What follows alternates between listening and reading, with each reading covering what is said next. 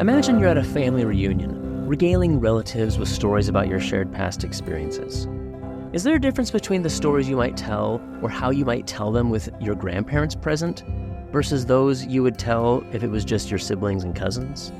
We are all very selective in what we remember and forget, and the personal narratives that we craft. But the fuller truth of our pasts is often much messier than we usually relate. But it's in this unvarnished complexity the most powerful, albeit uncomfortable, lessons reside. Welcome to Writing Westward. I'm your host, Brendan Rensink. And this month we speak with historian Peter Boag about his 2022 book, Pioneering Death: The Violence of Boyhood in Turn-of-the-Century Oregon. And we discuss some of these differences between the selectively rosy public memory and the messier realities of history. Thanks for listening.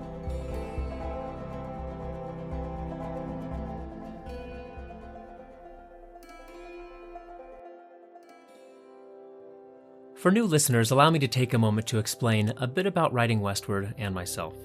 Each episode features a conversation with people writing about the North American West: historians, journalists, novelists, poets, scientists, sociologists, and others.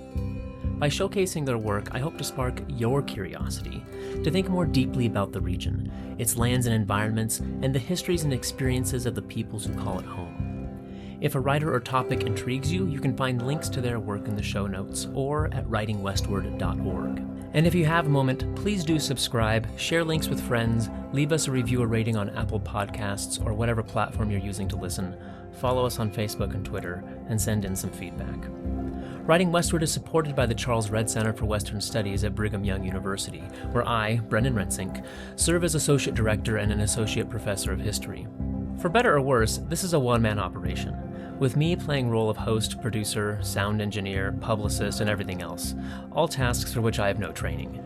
But I am passionate about the North American West, so this difficult work is well worth the excuse to read more books and talk to interesting people. At the end of each episode, I'll include a little bit more information about me and my scholarship and about the Redd Center, our public programming and projects, and funding opportunities that you could apply for. With that, let me introduce a little bit more about today's guest and why we're talking to them.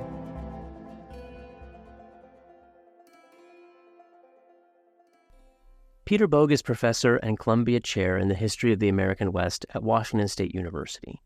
He's a historian of gender, sexuality, the environment, and culture in the American West and Pacific Northwest especially. Along with countless articles, essays, and chapters, he's the author of 4 monographs: Environment and Experience, Settlement Culture in 19th Century Oregon, published in 1992 by University of California Press; Same-Sex Affairs, Constructing and Controlling Homosexuality in the Pacific Northwest, published in 2003 by University of California Press; Redressing America's Frontier Past, published in 2011 by the University of California Press, and which also won the Ray Allen Billington Prize for the best book in American frontier history from the Organization of American Historians, as well as multiple other honors. And most recently, the book we talk about today, Pioneering Death: The Violence of Boyhood in Turn-of-the-Century Oregon, published in 2022 by the University of Washington Press. I would also note that in 2022, the Western Historical Association awarded Boag an honorary lifetime membership, a truly fitting acknowledgement for his decades of contributions and service to the field and community. In Pioneering Death, Boag relates the horrific events of November 19, 1895, when 18-year-old Lloyd Montgomery shot and killed his father, mother, and a visiting neighbor on the rural Oregonian farm where they sharecropped. But rather than a salacious true crime-styled exposition, Boag tries to answer the why of the senseless violence by asking questions about the historical, social, economic, and cultural world that produced Lloyd Montgomery. There he finds compelling context that turn-of-the-century Oregonians proved reluctant to consider, rather opting to explain away the violence as a product of a spoiled, unruly youngster who was lazy and who wouldn't work, who was just after his father's money, or who was overcome by a fit of anger. The politics of public memory is at play throughout Boag's work, revealing the darkness of frontier and rural Western history that many communities have actively suppressed in favor of rosier, affirming pioneer memorialization. And the tensions between Boag's work has much to say about how we continue to selectively remember our regional past in service of current needs, and the instructive importance of telling fuller histories and sitting with them, no matter how discomforting. It is in that discomfort that we might learn the most important lessons about our past and how to chart our region's present and future. Peter Boag, welcome to Writing Westward. I'm glad to be here. Thanks for having me. You've made a really productive career as a historian of the West and the Pacific Northwest, the environment, gender and sexuality, probably other fields I'm missing. And in a lot of these, there's forms of violence, some overt, some subtle, but not like your most recent book, which is overtly violent. I'm curious if this project felt anomalous to you in that way, or if you think it is a natural fit for what it is that you do as a historian. It is a natural fit, and that is because history is such a wonderful profession to be in, because there is so much to explore and try to understand and make sense of.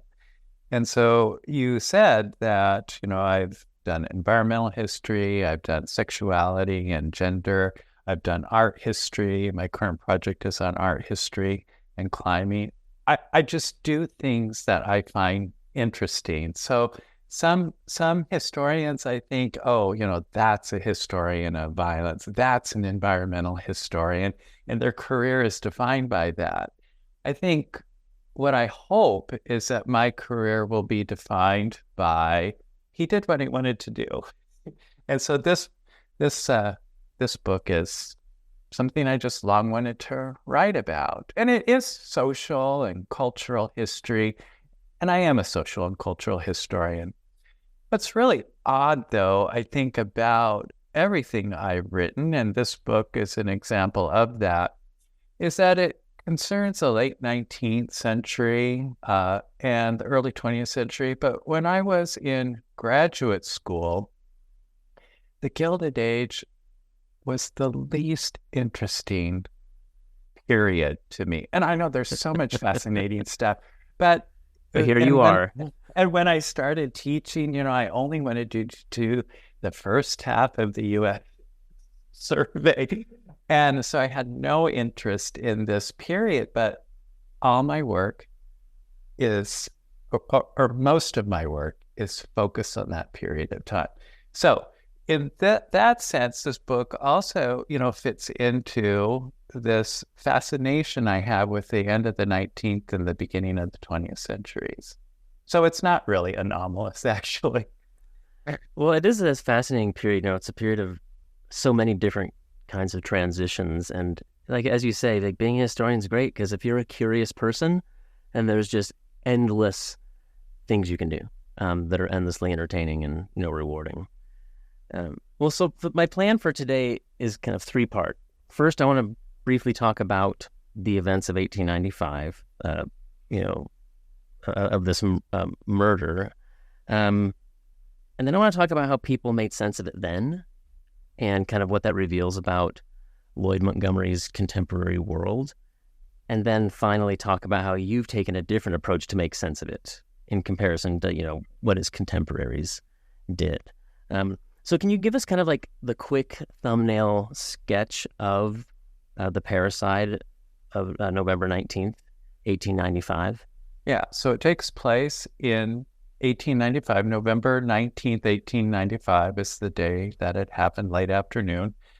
This is in the Willamette Valley of Oregon, where most of the European American settlement had occurred. So this was where the population center was, but it was in the countryside. There weren't very many large cities in Oregon.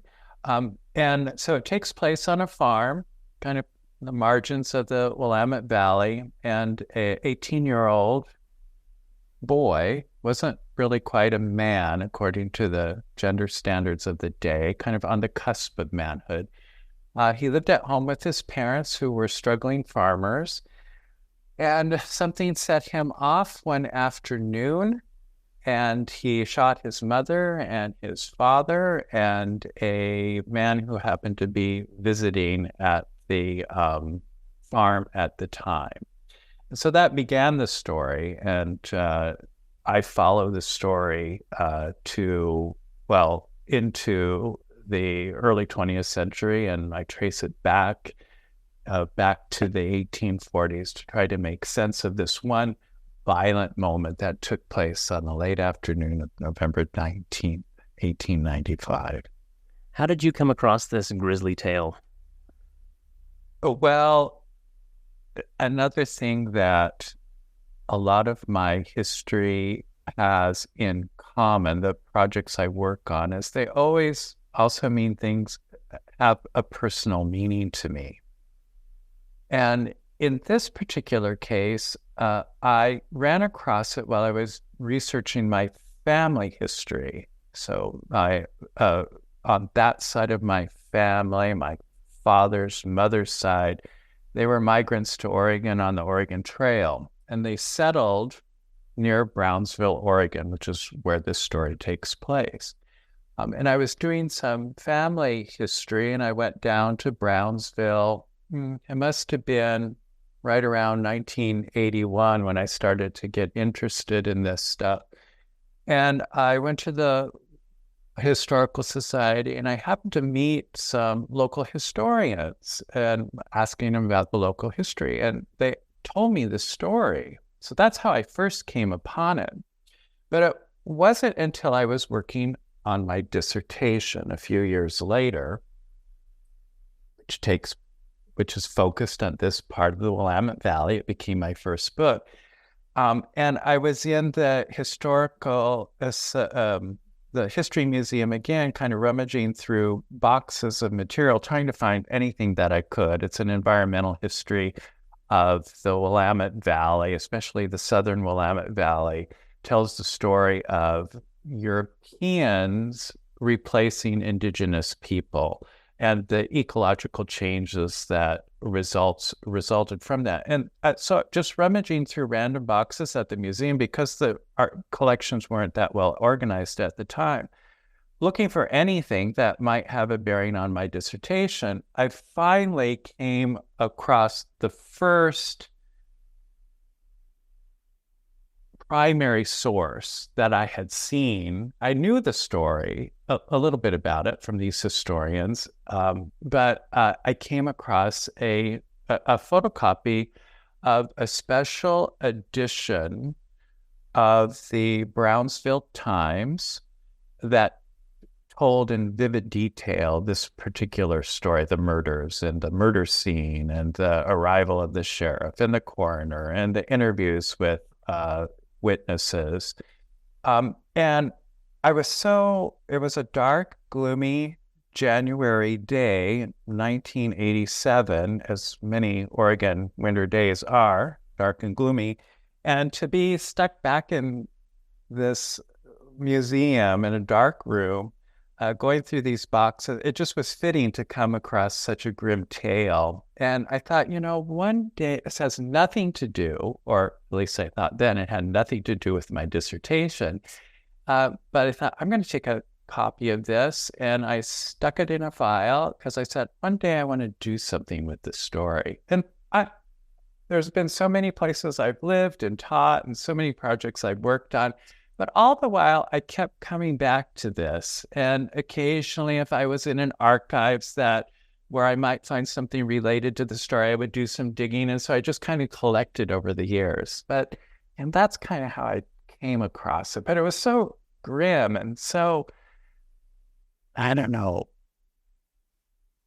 Oregon to me, and this area of Oregon that I was studying, and the darkness in my own family history, that it spoke to me for some reason. Yeah, I mean, I was reading I don't know if it was a blog post or something that you wrote where you were explaining that you sometimes are drawn to the shadows and to darkness, and you feel kind of almost maybe a compulsion to shed light on them, to make sense of them. But between then and now, like, you've written a lot of other things. So was it intentional that you set it aside? Were you just feel like you weren't ready to dive into this real dark thing, or were there other more exciting things presented themselves? Yeah, I guess it's more the latter. I finished my first book on environmental history, and I continued to write some things in environmental history. And I was hoping to do another book when I lived in Idaho, teaching at Idaho State University on the Snake River Plains. And I just couldn't get into it. And I published several articles related to that topic. And I was just, what am I going to do for my next project? And so I chose something else that meant something personal to me, the history of sexuality and gender. And so my next book was on that. And then the third book that I wrote kind of was an offshoot of some of that research. It was more accidental than anything. And people were going to know me for anything, it's the third book. I still get called for interviews. I still had several things to do this week related to that third book. But I think, Brendan, all along, I did collect research. And I just kept sticking things aside. But it also, in a way, seemed somewhat different. As you started this podcast, it seems somewhat different from what I usually do, until I was able to figure out how to make this story really fit with what my interests in this sort of history would be, because it's a social and cultural history of a young man, a boy who kills his parents. And most of everything that I had come across on the topic of parricide, which is a term that envelops patricide and matricide, and it is a parricide because he kills both his father and his mother. Most of anything I had kind of come across over the years were written by criminologists and psychologists, and they deal with our current times. And I couldn't really, I guess that kind of prevented me from thinking about this in historical terms. And so it took years of development as a historian before I really could write this book. And so, I floundered around for a long time, and I just kept setting it aside and doing other things that were maybe not easier to do, but just seemed to make that I could get my head around better than this grim story, even though the grimness is what usually touches me as a human. Well, it's good. I mean, we all have these files of interesting things that we've set aside, and I'm sure you have many more, always more projects that we'll ever be able to get to. But again, that's the great thing about what we do. I love this profession. I really do. It's so freeing. Well, let's talk about what they made of the event at the time. And this does get you into some very interesting discussions of public memory and how communities choose to, memorialize their past, the things that they choose to remember or forget, be it consciously or subconsciously. There's a lot of really messy politics involved in the stories we tell. How did his contemporaries in 1890, how did they make sense of this? What was their explanation for it? That's not an easy, I had to write a book about it. Because there were so many different perspectives offered. I think the people closest to the triple murder, and the focus was mostly on the boy killing his parents, because they even, one newspaper editor even or a journalist who visited Lloyd when he was in jail, awaiting ultimately his trial and then ultimately his execution, said, people can understand maybe why you might have murdered your father, but they can't understand how it was that you could murder your mother. So patricide and matricide are such heinous crimes, culturally speaking, that the people who were closest to him seemed to focus more on Lloyd Montgomery as something as not as abnormal, something in him. They could see they traced back to his childhood, which wasn't very many years. All the hateful and mean things and the bad words that he had used over the years. And so they focused on the individual. And, that's what psychology and criminology in our day have mostly focused on, the mental state of the individual who commits such a crime, or the internal relationships in the family. And so that's how the people, and it makes sense because it doesn't seem to be connected to anything else except somebody going berserk.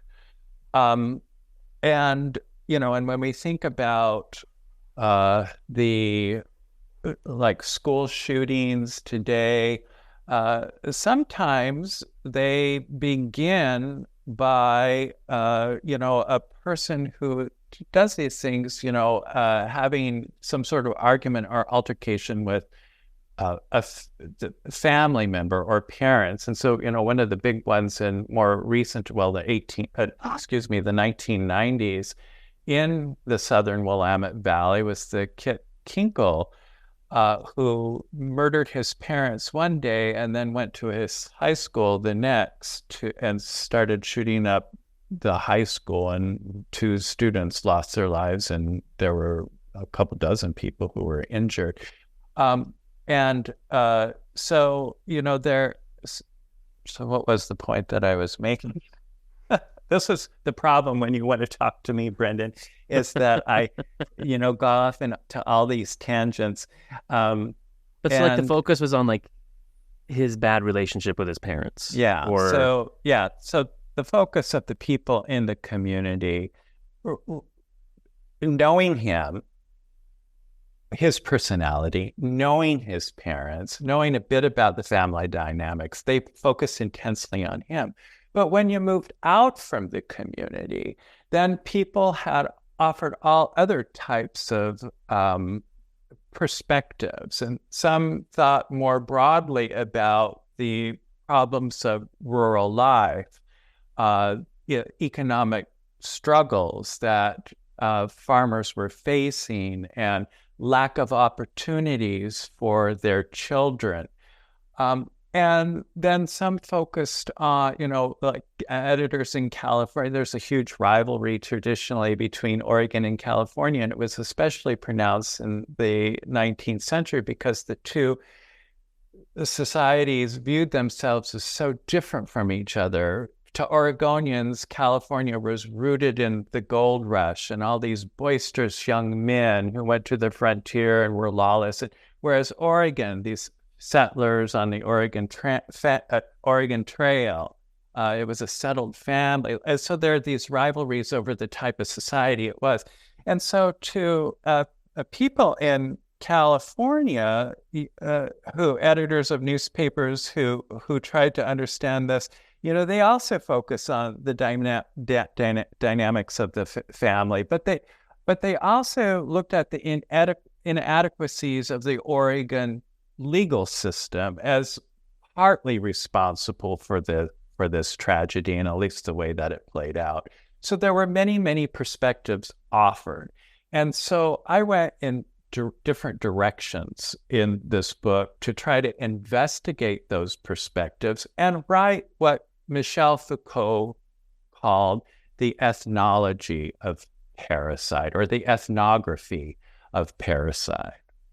What's interesting about all these different perspectives is they all serve those people or communities right? It's like for the people closest to it, shrugging Montgomery off as just like a bad seed, a bad kid, that allows them to not really investigate, is there something wrong with our community or our family, or use the Californians. This serves them wanting to denigrate Oregon, Right.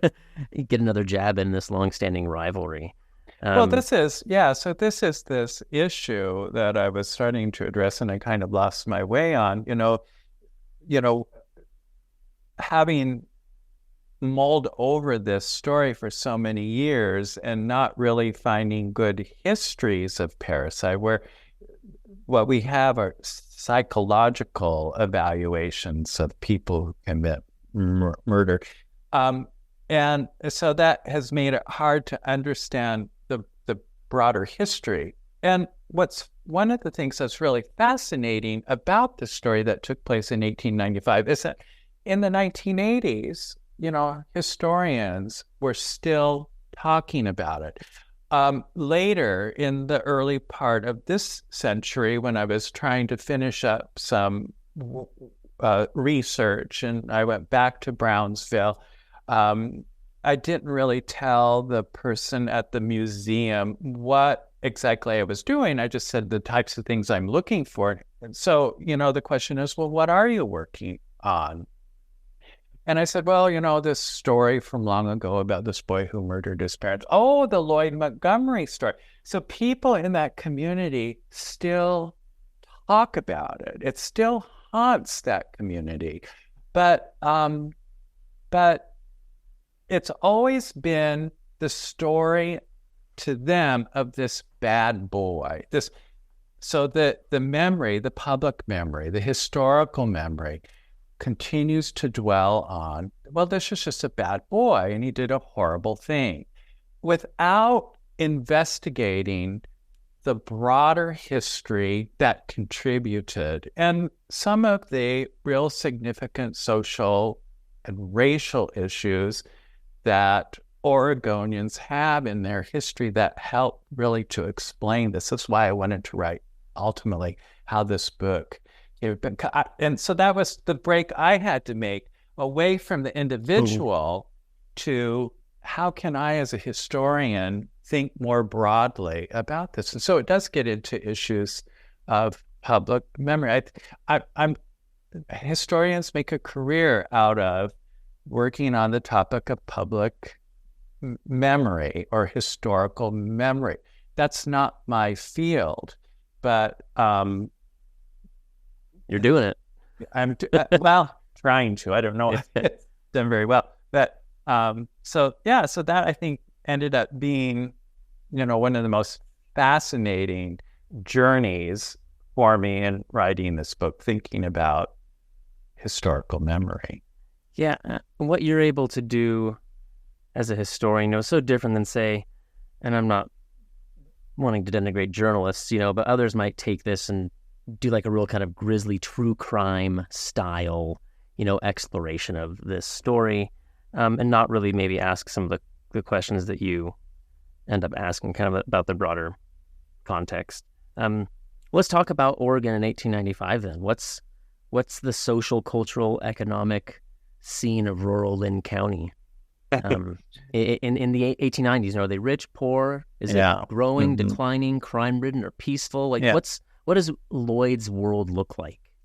So Linn County, as with most of rural Oregon, was an agricultural society. So it was a society of farmers, and especially Linn County. 1895 is during the deepest parts of the 1893 Depression. So some parts of the country and some areas there is beginning to be recovery, but for farmers, this is a very long depression that actually starts a decline in 1873. And after 1873, there's some good times and bad times, but overall it's a decline for farmers in terms of prices and that sort of thing. And farmers in Western Oregon are going through a transition, trying to find new crops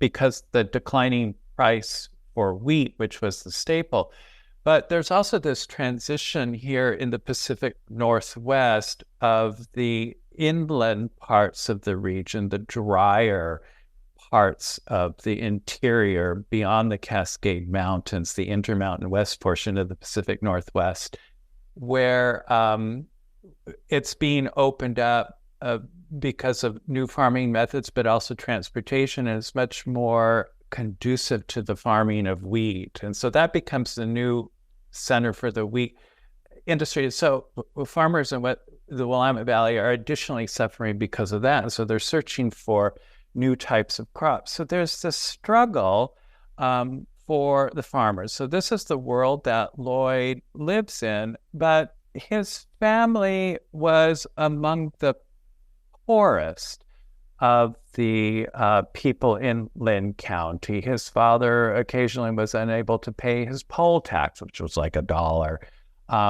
His father never owned real estate, so they're kind of like the very low end of the farming community, or the status of the farmers. Now, another thing that's going on is kind of a larger cultural crisis. The myth of Oregon, I mean, obviously there's a reality to it, but the European Americans replacing the indigenous people or violently pushing them out, that's part of the story as well. So Oregon is a settlement, a society of largely white people, and there are certain laws that Oregon adopted, like many places in the American West, that marginalized people of color. And for many years, during these years, Oregon actually had a clause in the Constitution that African Americans could not legally live in the state. So it was a very white community, and they had a great deal of pride. They took a lot of pride in the story of the pioneers crossing the plains and making a new settlement, wresting Oregon from British and control and the control of Native peoples. And that settler generation, the kind of the heroes and heroines of Oregon's foundation, they were dying off in large numbers by the 1880s and 1890s. And there were a variety of pioneer organizations that grew up to memorialize them as they were passing away. So that's also kind of a part of a cultural crisis that deeply affects the rural area. Well, it was in urban areas too, but especially rural people like the Montgomery family, that Lloyd Montgomery that was part of, who traced their ancestry to these founders. Lloyd's grandmother was very much a part of this story. She was still living. She actually had come across the Oregon Trail in 1846, if I recall correctly. She was like 12 years old. Her last name was Brown. Her main name was Brown. Browns are the founders of Brownsville. So this family also had these strong pioneer roots. And so that's something that also kind of plays, is in the atmosphere with agricultural decline. So it's a period of crisis in many ways for rural people. You also write that this crisis specifically, like with the memorialization of that pioneer generation and the celebration of them, it sets certain ideals, like here is what we are here to do. But now 50 years later, Lloyd's generation is like completely disconnected and unable to meet those expectations. And you argue that that's kind of eroding that youthful generation's identity or stability. Well, and this is why I continuously go back to this period in time that I so loathed when I started working as a historian. I'm very much fascinated by this transition in Western society and America specifically from kind of an early modern to a modern era. and the hope that portends for the future, but also the nostalgia and lament for the past and worries that are happening in this moment of change. Change always happens. There are always crises. But for some reason, this period, I think it's because it's the era when all my grandparents were born, And so these are people who are tangible in my life. And one of the books I want to write is kind of going back to my grandparents' generation and trying to understand my family history. But that's a little bit off to the side. So the people, so there is this kind of this cultural crisis, and there is concern that the young people are not fulfilling the standards or living up to the standards that their ancestors had set. But there's also concern about what is the future for these young people. So there are all kinds of interesting things happening that are related to that. It's at this time in Oregon when reform schools are being opened for boys because there seemed to be, and there was, a lot of crime, a lot of unpleasantness, violence, trauma that boys are perpetrating, they're suffering from and perpetrating. And the question is, what do you do with these boys? Do you send them to prison, which is where they used to go, where they would be mixing with hardened criminals, and there was no opportunity for boys to be reformed and perhaps be turned back into good citizens? So Oregonians and other places in the United States as well open reform schools at this time. It's interesting, the Oregon Reform School was built in a rural area, and one of the things that the boys had to do was to labor on farms, to learn how to become good farmers, to put them back into the society that is traditionally becoming increasingly urban and industrial. But here they are with these skills that are perhaps no longer that useful in a place where agricultural decline is all around. Yeah, I'm hearing echoes of some of the other broader 1890s public discourse and consternation and anxiety, about the frontier closing and, Frederick Jackson. I mean, I don't think we mentioned Frederick Jackson Turner every episode, but it seems like it. But, like all this worrying, like, oh no, like what's the new generation? Well, I mean, that's also thing like how are immigrants going to become Americans, but also how's this young generation going to, if kind of that yeoman, the Republican Jeffersonian yeoman farmer experience on the frontier is no longer there.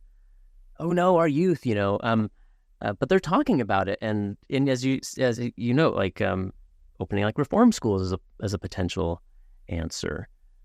So you're saying that there is somewhat of a ubiquity of I don't know if violence is the word, but hardship for youth, rural youth in the West at the time. But how common is parricide in rural America in the 1890s? So when I was working on this originally, trying to understand, when I was finally getting to the point that this was going to be the next project that I was finally going to write, and trying to think about actually how to place it in context. I did a great deal of research across rural America into the perpetration of parricides. And a few people have written, there's this one book on 19th century parricide, which is kind of a catalog of 100 or so of them. I don't remember exactly, but so I did do research into many others, including some here in the Pacific Northwest, but it ended up not being a real fruitful way for me to go about actually writing. And so some of the other parricides you see did make it into the book, but in very small ways. So they did happen. There were many of them, but of course there is no central collection agency at this time, categorizing crimes. And so to actually figure out how many there were would probably be a lifelong project. You would have to comb through newspapers. You would have to look at arrest records and court records. And so it's kind of diffuse. It would be really difficult to. So how common it is difficult to know. In our more modern times where we have better ways of finding this information, social scientists have written on this, and from the modern perspective, it can't always put back onto into history, say historical. In the late 20th century, early 21st century, statistics show that it is kind of the least common form of murder in the country. And the numbers are relatively low. So one researcher found, during the late 20th, early 21st century, that there are only on average, only 248 parricides a year in the United States, when you think of the millions of people. So it is relatively uncommon. And so for me, because that wasn't the question I wanted to answer, was how common it was, but to just try to understand how a community responds to such a thing that might be rare, but is so culturally heinous.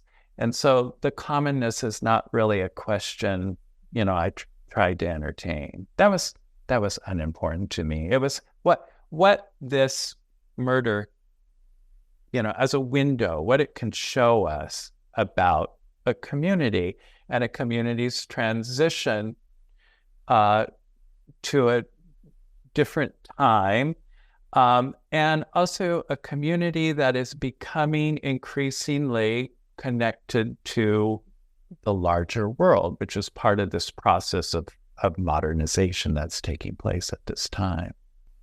Yeah, and this kind of violence seems to be something that maybe doesn't belong in that new modern world, at least they would hope. But you write about how that pioneer generation that's being memorialized, there's a lot of violence there, against Native peoples and others. And that violence at the time is not being talked about or acknowledged. And it leaves kind of just this lingering,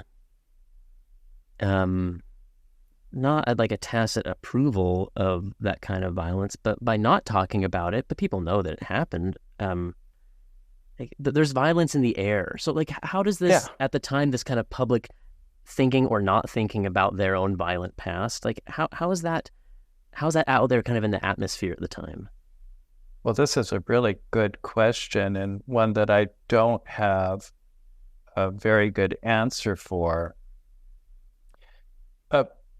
And it's not that they didn't talk so much about the violence against indigenous people. So, this generation of original settlers, or people there already, but pride on the founding of an American society on the far distant Northwest coast, and creating a white society where people of color are excluded from it. It was a very violent history, and it's not as though they didn't talk about it, but it was part of the everyday. It was just accepted that this was okay. And so it wasn't condemned as aberrant. It was justified or okay. Right. Somehow. There were, Mark Carpenter, has been working on this topic about violence in early Oregon history of the pioneers, again, white white settlers against the indigenous people. And so, you might want to have him, his book is going to come out, I think, this year or next year. It's a fantastic study. I read his dissertation, and we've had lots of conversations about these. But it was just part of, it seemed to be that there were people who did condemn, some early historians, some important people who took a more critical view of the history, but they were quickly shunted aside. And there was a real endeavor by those who took more pride in the pioneer generation by trying to kind of sanitize the history. And in sanitizing the history, the way they did that was to downplay the nastiness and put this more into a patriotic lie, that this was being done to create, American civilization on the Northwest coast, to bring the Oregon country into the United States. What could be more patriotic than these people going there, settling? And so, although people knew about the violence, and they did talk about it, the way they talked about it is though it was a natural process. It wasn't immoral. It was part of patriotic duty. And so for me, how people can justify, what constitutes a genocide says a lot about their lack of ability to fathom the violence that goes on around them in their own lives and in their own homes. And so I see a connection between these things. And the people at that time, especially in the local community, didn't really. So I think that's the part of the book that I found the most interesting to write was the different layers of the celebration of pioneers. Some of the stories they talked about at the time about how nasty this violence was. And then, not looking into their own homes to place blame, on themselves for a murderous culture. I mean, that's why I think it's right. I think it's in your conclusion. Maybe the phrase you use is that Montgomery was a product, an agent, and a victim of that rural Oregon frontier history and in his contemporary settings. But it's so much easier, though, psychologically, for that community to say he's just a bad seed, right, than to really investigate. So how complicit are we in our current celebration of past violence? Or, I don't think that's probably unique to rural Oregon, though. No, in fact, I wish I could rewrite that passage again that you are somewhat paraphrasing, because the way I wrote it at the time was that Lloyd was, an agent, a victim. You'll have to remind me, what else did I say? Was product. A product of, I said, an extraordinary history, but in fact, it was a very ordinary history. And so I wish I could change that one passage from extraordinary. I think I tell really a fascinating history, and in the telling, it seems like it's extraordinary, but it's a very ordinary story. And I think that's what is most important for understanding. It happens all the time in the way of violence. Some things that are just, they're talked about as violence and horror, but they're accepted and they're celebrated, and people, pay money to see these things and support people who perpetrate this and offer this message. and then they wonder why their kids kill them.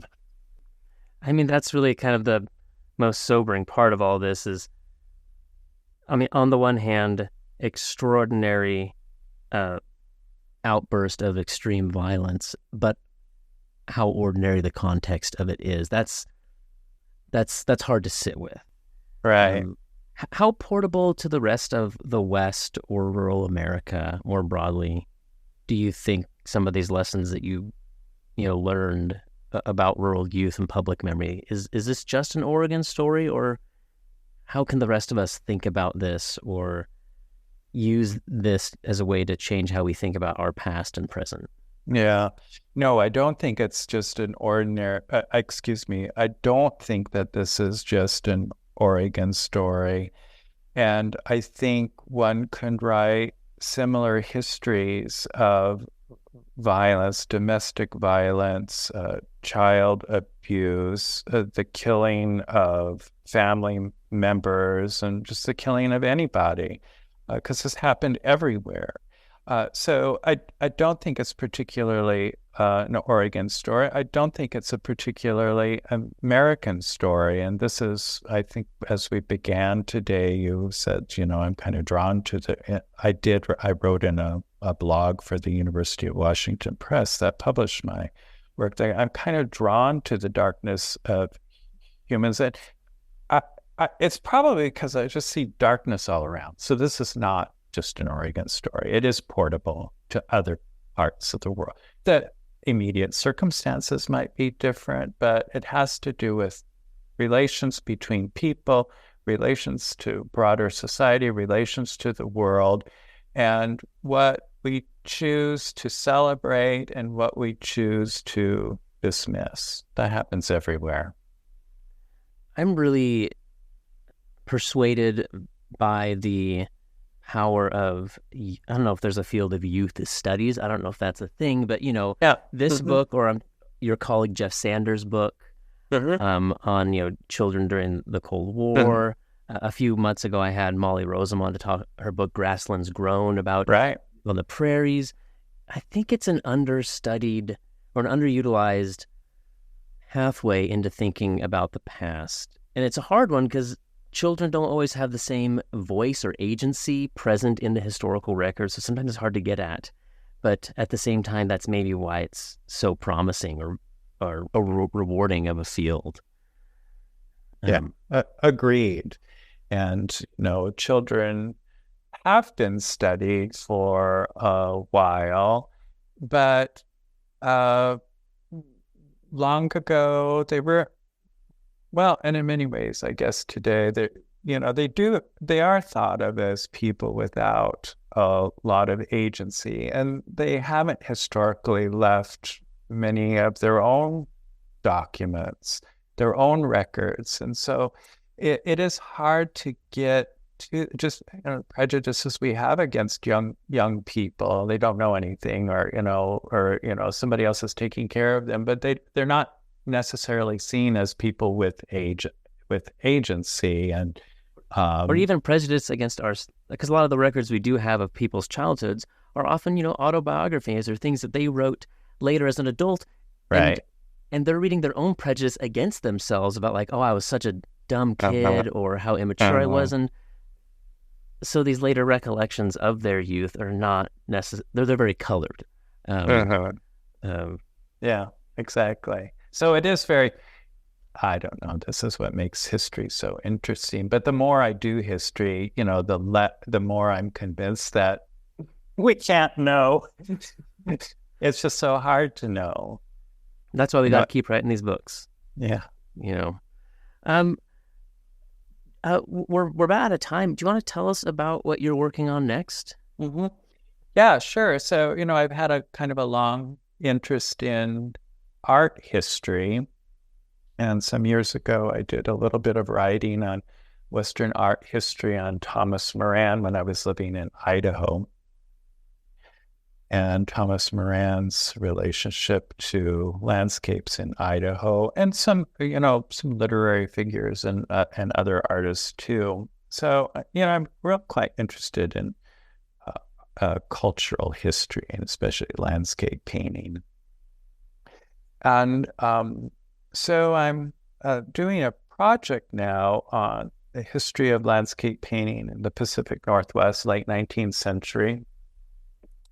And the focus of much of the art from the period is on the mountains of Oregon and Washington, the great Cascade volcanoes. Now, some of these artists that I'm studying were mountain climbers, and they belonged to some of the early mountaineering organizations here, such as the Mazamas that formed in Oregon in 1894, and its predecessor, the Oregon Alpine Club. So I'm looking at the relationship between the rise of mountain climbing as not just a sport, but mountain climbing was about so many things. It was a sport, but it was also about scientific investigation. It was about colonialism, and people going to these places where they believe nobody had been before, and naming them and bringing them into popular knowledge. And so I'm interested in the way that landscape painters, through their artwork and through their activities in these organizations, how the ways in which landscape painting represented these ideas of mountain climbing, and in turn, how landscape painters and the images that they chose to paint, how they chose to paint them or sketch them, influenced the direction mountaineering took. This sounds like a great excuse to go climb around the mountains a lot to me. Well, I'm a mountain climber, so it's something I do in my personal life. This book will be very helpful for the book I'm writing. So why don't you get yours done really quick, and then I can benefit from all of your hard work. I'm finding that there's a lot to study and a lot to learn. But this is one of the problems by going, as I do, to different topics, whether it's environmental history or the history of sexuality, the history of gender, the history of violence. I always have to learn so much before I can do them. So that's why my books I've done 4 in my career, and it takes me a while to get them out. But they're good, so it's worth the wait. Well, thanks. Congratulations on this book. It's so great, and I really appreciate you spending a little time with us today. Well, thanks for having me, and hope it turns out. All right. This has been great, and I hope to see you soon, Peter. Hey, Brendan. Take care. Bye. Thank you so much for listening. I hope you'll subscribe and listen every month. Please leave us a review on whatever app or platform you're listening through, or follow us on Facebook at Writing Westward Podcast, or on Twitter at Writing West, where you can get updates and leave comments. Writing Westward is a production of the Charles Redd Center for Western Studies at Brigham Young University. We're an interdisciplinary research center that supports academic research and the promotion of public understandings about the North American West. We host regular public lectures, which we live stream, have an annual funding cycle with award, grant, and fellowship categories that nearly anyone researching or working on the region from any disciplinary approach or towards any final product can apply. Learn more at reddcenter.byu.edu. That's REDD Center. Our theme music was provided by local Utah composer Micah Dahl Anderson. Find him at Micah Dahl Anderson with an O.com. I'll put a link in the episode description. My name is Brendan Rensink. I serve as the podcast host, producer, and just about everything else, so you can direct any praise or critique my way. I'm author and editor of a number of books on the West, borderlands, Native peoples, genocide studies, religion, and the environment. Recently, my book, Native But Foreign, Indigenous Immigrants and Refugees in the North American Borderlands, published by Texas A&M University Press in 2018, won the Best Historical Nonfiction Book Award from the Western Writers of America.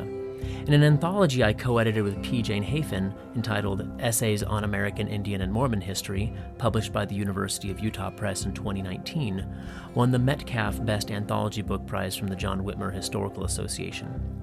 Here at the Redd Center, I'm also general editor and project manager of a great digital history, public history project named Intermountain Histories. It's a free mobile app and website intermountainhistories.org, that curates student-researched and written microhistories of the region, complete with archival photos, bibliographies, and more.